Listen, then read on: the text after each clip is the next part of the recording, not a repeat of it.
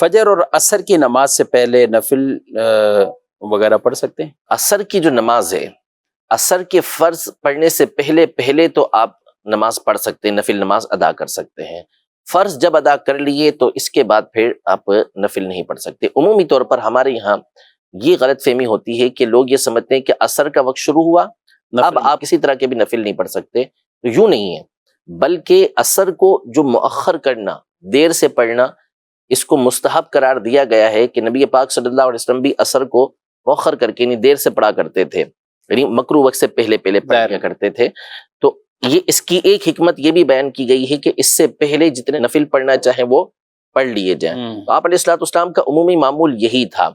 ہاں، جب آپ نے فرض ادا کر لیے تو اب فرض ادا کرنے کے بعد نفل نہیں پڑھ سکتے، یہ عصر کی نماز کا مسئلہ ہے۔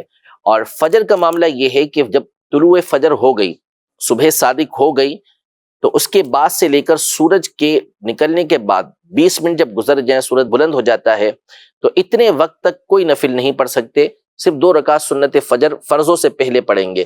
اس کے علاوہ کسی اور نفل نماز پڑھنے کی اس وقت میں اجازت نہیں ہے۔